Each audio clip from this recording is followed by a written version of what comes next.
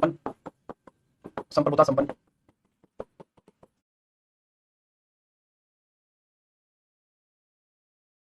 ऐसा प्रावधान किया गया, इस वजह से ऐसा प्रावधान किया गया कि कोई भी ऐसा चेंज संविधान में नहीं लेके आया जाएगा जिससे उसका मूल ढांचा परिवर्तित है। चलिए राहुल बेटा हम भी वही हैं और अब भागते हम भी नहीं। ठीक है चलिए, ठीक है क्लियर है भाई। इसलिए कहा जाता है कि मूल ढांचा परिवर्तन नहीं हो सकता। मूल ढांचे वाली बात किसको समझ में आई? सर इनका जहाज बना के मुझे दे देना। ठीक है ओके ओके मनीष, इनका जहाज बना के मैं तुम्हें हेलीकॉप्टर बना के इनका जहाज दे दूंगा। क्लियर भाई मामला? हाँ सर यहाँ तक क्लियर। ठीक है अच्छा, कई बार आपसे क्वेश्चन पूछे, यहाँ तक प्रस्तावना आपकी समझ में आई? प्रस्तावना के चेंजेस क्या होते हैं? प्रस्तावना ही डिसाइड करती है भारत का संविधान कैसा है। अब मैं बात करता हूँ प्रस्तावना के अंदर कुछ इंपॉर्टेंट वर्ड्स लिखे गए, प्रस्तावना के कुछ प्रमुख शब्द, प्रस्तावना के कुछ प्रमुख शब्द लिखे हुए, शब्द लिखे हुए इनको लिखो, इनका मतलब समझ लीजिए। पहला शब्द लिखा हुआ समाजवादी, समाजवादी। ठीक, प्रस्तावना ये देखो, इसमें पहला शब्द लिखा हुआ है संपूर्ण प्रभुत्व संपन्न, समाजवादी, पंथनिरपेक्ष, लोकतंत्र में गणराज्य। ठीक है और क्या? एकता, अखंडता। बस ये शब्द है जो हार्ड से लिखे हुए हैं। ठीक है चलो मैं इसको बताने का प्रयास करता हूँ। ठीक है कौन कौन से शब्द है? समाजवादी, पथनिरपेक्ष, पथनिरपेक्ष, समाजवादी, पथनिरपेक्ष और अखंडता, संप्रभुता संपन्न, संप्रभुता संपन्न, लोकतांत्रिक। गणराज्य मतलब मैंने बता दिया, तो वो तो मैं दोबारा नहीं लिखने वाला, उसका मतलब मैंने आपको बता दिया। इंग्लिश वाले बच्चे फटाफट से लिखेंगे। समाजवादी को बोलते हैं सोशलिस्टिक, सोशलिस्टिक। निरपेक्ष को क्या बोलेंगे? सेक्युलर। अखंडता को क्या बोलेंगे? इंटीग्रल। संप्रभुत्व को क्या बोलेंगे? सोवरेन। लोकतांत्रिक को क्या बोलेंगे? डेमोक्रेटिक। बेटा इंडिया के अंदर ये चीज रहेंगी रहेंगी। ठीक है ये चीज इंडिया के अंदर रहेगी रहेंगी। आप कोई भी ऐसा बिल नहीं बना सकते जिसमें ये चीज वायलेट हो जाए। ठीक है चलिए अब बात समझो। समाजवादी क्या होता है? एक ऐसा समाज, ऐसा देश, ऐसी अवधारणा जिसमें प्रत्येक नागरिक के हितों की सुरक्षा की जाए, प्रत्येक नागरिक के हितों की सुरक्षा की जाए, हितों की सुरक्षा की जाए। That is called socialistic. पथनिरपेक्ष, सेक्युलर, इसको क्या बोलते हैं?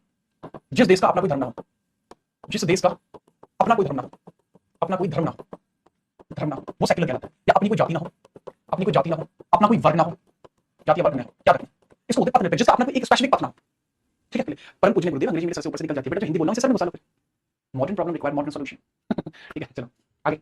अखंडता, जिसके अलग, जिसके और हिस्से ना हो, और हिस्से ना हो सके, नहीं हो सके, वो क्या कहलाता है मेरे बच्चे? जिसके और हिस्से ना हो सके, अखंडता। संप्रभुता संपन्न, सोवरेन, जिसको अपने आंतरिक और बाह्य, आंतरिक और बाह्य, आंतरिक और बाह्य मामले दोनों में पूर्ण स्वतंत्रता हो, दोनों में पूर्ण स्वतंत्रता हो, स्वतंत्रता, वो क्या कहलाता है? सोवरेन कहलाता है। मतलब आप अपने इंटरनल मामले, डोमेस्टिक मामले भी, और अपने इंटरनेशनल मामले जो विदेशों से संबंध है उसमें भी स्वतंत्र रहें, वो संप्रभुता संपन्न। लोकतांत्रिक, जहां लोगों द्वारा सरकार चुनी जाए, लोगों द्वारा सरकार चुनी जाए, सरकार चुनी जाए, लोगों द्वारा सरकार चुनी जाए।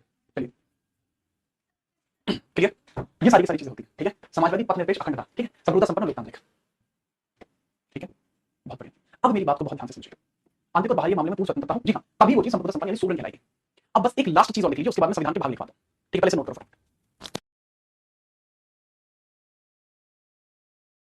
बहुत ध्यान से समझो बेटा। पथनिरपेक्ष को ही धर्मनिरपेक्ष बोल लेंगे, इसी की फॉर्म में धर्मनिरपेक्ष।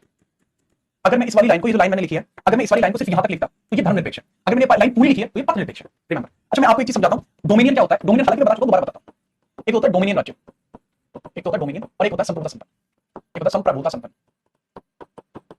इसको बोलते हैं भाई सोवरेन,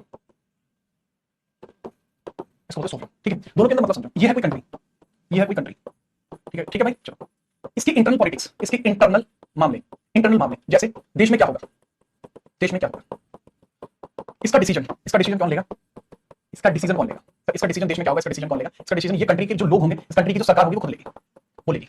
ठीक है संप्रभुता संपन्न में क्या होगा? इंटरनल मामले, इंटरनल मामले हैं तो इससे संबंधित जो फैसला लिया जाएगा, इससे संबंधित जो फैसला लिया जाएगा वो फैसला कौन लेगा? सर वो इस देश की सरकार पाएगी। विदेशी मामले, विदेशी मामले इनके ऊपर फैसला कौन लेगा? सर कोई विदेशी मामला है इस पे फैसला कौन लेगा? मतलब जैसे फॉरेन रिलेशन है, ठीक है विदेशों के साथ आपके संबंध है, फॉरेन रिलेशन है, तो उस पे कौन वो लेगा निर्णय? सर उस पे जो निर्णय लेगी वो भी यही सरकार लेगी। ठीक है लेकिन इंटरनल मामले के अंदर जो फॉरेन मामले होंगे, विदेशी मामले होंगे, विदेशी मामले होंगे, इस पर फैसला कौन लेगी? इस पर फैसला कौन लेगी? इस पर ये फैसला नहीं ले सकती। इस पे फैसला लेगी जिसके डोमिनियन हम हैं, जिसके डोमिनियन हम, जिसके डोमिनियन होते हैं, जिसके डोमिनियन। जैसे ब्रिटेन, हमारा अगर डोमिनियन, ब्रिटेन अगर हमें डोमिनियन बना देती तो हम ब्रिटेन की बात करते हैं। चलिए सर आपने धर्म की कौन सी बुक पढ़ी है? बहुत सारी बुक पढ़ी है।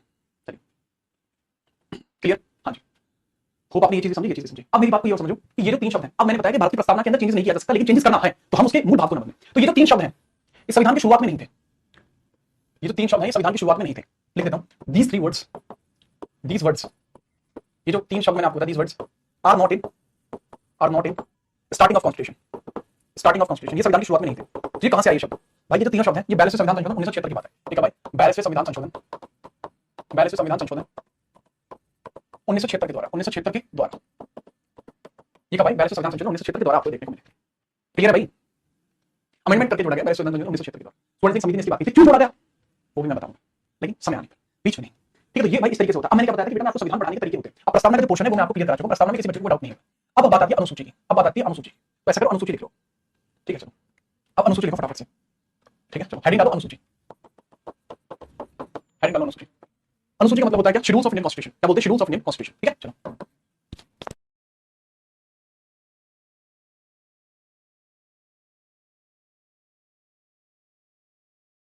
कौन आया था बताओ, कौन आया था बताओ? सर आए थे। कौन से सर आए थे? सबको पता है कौन से सर आए थे। ठीक है, चलो मैं बताता हूँ। संविधान की अनुसूची की बात करता हूँ, शेड्यूल, शेड्यूल्स की बात करते हैं, शेड्यूल्स की बात करते हैं, अनुसूची की बात करते हैं। अनुसूची भारतीय संविधान में अनुसूची प्रारंभ में कितनी थी? प्रारंभ में थी सर 8। वर्तमान में कितनी है? वर्तमान में है जी 12। वर्तमान में है जी 12। अनुसूचियों को क्यों रखा गया? व्हाट वाज द रीजन की अनुसूची रखी गई? रीजन क्या था? रीजन क्या था कि अनुसूचियों को रखा गया? क्यों बताइएगा रीजन? चलिए बेटा नमन, तुम्हारा तबला बना दिया जाएगा। जी बिल्कुल सौरभ, सितांशु, बिल्कुल तनु। ठीक है, चलिए बहुत बढ़िया प्रकाश, हमारे जीवन का प्रकाश खत्म कर दूंगा बेटे। चलो मजाक बंद करो, आ जाओ आगे शुरू करो। रीजन बता देंगे, रीजन क्या था? देखो संविधान के भागों से रिलेट आपको करना पड़ेगा। ठीक है, चलिए ठीक है सर कौन आया था ये इंपॉर्टेंट नहीं है, क्यों आए थे ये इंपॉर्टेंट है। प्रभाकर कैसे गया था मैं बता देता हूँ क्यों आए थे। सर बेसिकली मुझसे कह रहे थे कि भाई योगी जी का जो ट्वीट आया है इसको एक बार देखना। ठीक है, मैंने तुम्हें भेजा है, उस ट्वीट को देख लेना कि उसमें मतलब क्या कुछ हो सकता है, क्या ये कुछ सच है या नहीं है, या फिर ऐसी फर्जी वाला है, वो ट्वीट को देखना। अब भाई मैंने कहा ठीक है सर मैं उस ट्वीट को देखता हूँ। अब ये भी सबने मुझे कहा था। चलो ठीक है, चलो वेल अब मैं बात करता हूँ इस बारे में कि अनुसूचियों, अब संविधान के भाग होते हैं, संविधान के भाग है, संविधान के भाग 22 और हर एक भाग में, हर भाग में, हर भाग में क्या है? अनुच्छेद है। हर भाग में क्या? अनुच्छेद है। काफी काफी सारे अलग अलग अनुच्छेद आपको देखने को मिलते हैं। तो यदि यदि संविधान में कोई, संविधान में कोई नया प्रावधान ही जोड़ना पड़े, नया प्रावधान जोड़ना पड़े, नया प्रावधान जोड़ना पड़े, जोड़ना पड़े तथा उसके लिए ठीक है नई विषय वस्तु भी बनाई जाए, नई सब्जेक्ट भी बनाई, नई विषय वस्तु भी बनाई जाए, नई विषय वस्तु भी बनाई जाए, मतलब नए फीचर्स भी बनाए जाए, नई बहुत सारी चीजें भी बनाई जाए। ठीक है, विषय वस्तु मतलब रूल रेगुलेशन, रूल्स वगैरह भी बनाए जाए। तो उस कंडीशन में क्या होगा जी? यदि संविधान में कोई नया प्रावधान जोड़ना पड़े तथा उसके लिए नई विषय वस्तु भी बनाई जाए, रूल्स रेगुलेशन भी बनाए जाए, तो उस केस में क्या होगा सर? उसमें संविधान के भाग में, संविधान के भागों तथा, भागों तथा आर्टिकल्स में बदलाव लाना, बदलाव लाना जटिल कार्य है। क्या है? जटिल है, कॉम्प्लेक्स वर्क है। क्या है? एकदम जटिल काम है। चलिए क्लियर है? हाँ जी। अब इस चीज के कारण, इस चीज के कारण क्योंकि बहुत ज्यादा जटिल है, इस चीज के लिए अनुसूचियां बनाई गई। ठीक है, तो पहला पॉइंट, रीजन में पहला पॉइंट आप लिखेंगे संशोधन में सरलता के लिए, संशोधन की सरलता के लिए। ठीक है, संशोधन की सरलता के लिए पहला पॉइंट। दूसरा पॉइंट मेरे बच्चे आप लिखेंगे, दूसरा पॉइंट क्या लिखेंगे? कुछ प्रावधान जो आर्टिकल्स में नहीं लिए गए, कुछ प्रावधान जो आर्टिकल्स में नहीं लिए गए, आर्टिकल्स से बच गए। ठीक है, अब आर्टिकल से बच गए, आर्टिकल्स में और चेंजेस नहीं किए जा सकते थे, इसलिए उनको शेड्यूल्स में डाल दिया गया। एक तरीके से ऑप्शनल सी चीज थी। ठीक है, चलिए क्लियर है? होप आप ये चीज समझ पाए होंगे शेड्यूल क्यों बनी है। ठीक है, अनुसूची क्यों बनी? आठ क्या है, क्यों है, कैसे है वो बताता हूं। ठीक है, तो तब मैं आपको कमेंट में एक चीज बताता हूं। मेरी क्लास का एक बच्चा जिसका नाम सतनेश, सतनेश कह रहा है सर अमन का तबला बनाकर जाकर उसे गिटार बजा दीजिए। बेटा फिर सतनेश हम आपका गिटार बना देंगे, नहीं तुम्हारा वीणा बजा दूंगा, वीणा बना दूंगा मैं तुम्हारा, ऐसे करके। ठीक है, तार खींच के समझ गए? नोट करो इसे। बेटा एक बच्चा कह रहा है कि आशना है इसका नाम, वो कह रहा है because this can not be added in articles. नहीं बच्चे, आर्टिकल्स में एडेड है। कौन कह रहा है आर्टिकल्स में एडेड नहीं है? एक बात बताओ आपको, मतलब एक नॉर्मल सी चीज बताओ कि जो आपकी 11वीं अनुसूची है, 11वीं शेड्यूल है, ठीक है, जो 11वीं शेड्यूल है इसके अंदर आपको क्या देखने को मिलता है? ग्राम पंचायत। क्लियर है? सर ग्राम पंचायत आर्टिकल्स में नहीं, क्यों नहीं है भाई? 243 ए से लेकर उत्तर है। मैंने क्या कहा? आर्टिकल्स में भी ये है, लेकिन आर्टिकल्स में एकदम से चेंज लाना बहुत मुश्किल काम था, ताकि काम एकदम फुर्ती से हो जाए, इसलिए किया। ठीक है, क्लियर? हाँ सर, इसलिए किया गया था। ठीक, ये मत कहना कि ये चीज आर्टिकल्स में नहीं है, ये चीज आर्टिकल्स में है। ठीक है, चलो ठीक है, क्लियर। नीति कह रही है सर फिर वो वीणा तानसेन को गिफ्ट कर देना, क्या बात है। अरे नहीं भैया मैं गुस्सा नहीं हुआ। चलो सर, यस सर ये आर्टिकल्स में एडेड है, यस भाई सर ये आर्टिकल्स में एडेड है। तो इसके अंदर जो लिखे हुए प्रावधान थे, कुछ प्रावधान जो आर्टिकल से बच गए थे, वो इसमें रखे गए थे शुरुआती। जैसे भूमि सुधार के लिए आर्टिकल्स नहीं है, नहीं है, दल बदल के लिए आर्टिकल्स नहीं है, नहीं है, लेकिन बाद में धीरे धीरे चीजें एडेड होती चली गई। ठीक है, तो बेटा मैं गुस्सा नहीं होता, मैंने समझाने का तरीका होता है, समझ रहे हो? अब मैं बताता हूं एक एक अनुसूची के अंदर क्या क्या है। सबसे पहले डालो शेड्यूल फर्स्ट, इसके अंदर क्या है? अनुसूची, पहली अनुसूची के अंदर, पहली अनुसूची में क्या है? तो पहली अनुसूची हमें डिस्क्राइब करती है भारत का विस्तार, भारत के संघ राज्य क्षेत्रों, यूनियन टेरिटरी, संघ राज्य क्षेत्रों तथा भारत के संघ राज्य क्षेत्रों तथा राज्यों का, राज्यों के नामों का, नामों का, सीमा का और क्षेत्रफल का वर्णन, सीमा का और क्षेत्रफल का विवरण, क्षेत्रफल का विवरण आपको यहां देखने को मिलता है। इंग्लिश वाले बच्चे इसको डायरेक्टली लिख लेंगे, the expansion of Indian territories, expansion of Indian territories, Indian territories including UT plus states. ठीक है, एक्सपेंशन इसका इसमें बताया गया है, इंक्लूडिंग नेम्स वगैरह। शेड्यूल 2 में क्या है? अनुसूची 2, अनुसूची बोलते हैं शेड्यूल। क्या होता है? 8 थी ना पहले, शेड्यूल 2 में क्या है? देखो आप किसी जॉब के लिए जाते हो, आप किसी जॉब के लिए जाते हो, ठीक है, आप टिंग करते हो जॉब के लिए गए, तो आप पहले अपनी सैलरी डिसाइड करोगे या शपथ लोगे? पहले क्या करोगे? पहले बताओ, सैलरी डिसाइड, शपथ, फटाफट बताओ। ठीक है, चलिए चलो भाई बहुत बढ़िया, क्लियर, आगे बढ़ते हैं, फटाफट बताइए। चलो भाई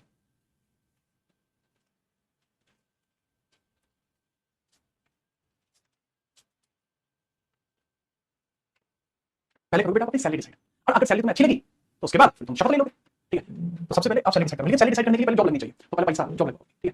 तो फटाफट इसमें लिख लीजिए, सभी सरकारी कार्यकारी कर्मचारी, कार्यकारी का मतलब एग्जीक्यूटिव, कार्यकारिणी या कार्यकारी अधिकारियों को मिलने वाला वेतन, मिलने वाले वेतन व भत्तों का उल्लेख आपको देखने को मिलता है, ठीक है। चलो इसको बोलते हैं salary of government officials, salary of government officials, इसका मतलब सरकारी कर्मचारियों का, ठीक है। चलिए आगे लिखो, शेड्यूल 3, इसको क्या बोलते हैं, सैलरी, इसको बोलते हैं सरकारी कर्मचारियों के द्वारा, सरकारी अधिकारियों के द्वारा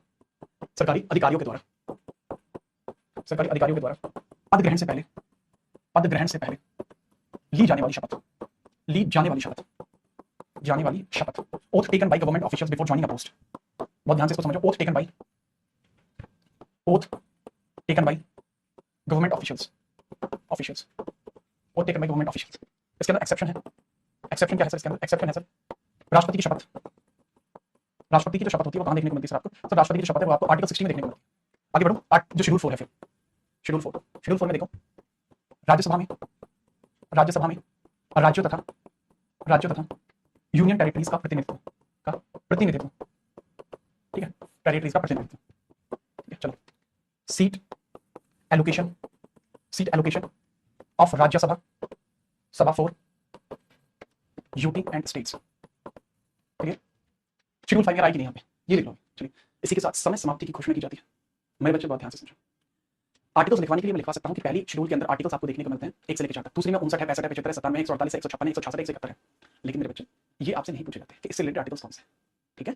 हाँ, अगर आपको लगता है कि सर इसके रिलेटेड जो आर्टिकल्स हैं वो भी लिखवा दीजिए, दैट डजंट मैटर कि मैं आपको कुछ बताऊँ, ठीक है। वो मैं आपको आप करो, मैं कराऊँ, टेंशन, ठीक है। चलो अभिषेक एक बच्चा है जो, अब बेटा आपके जो डाउट है आप डाउट पूछ लो,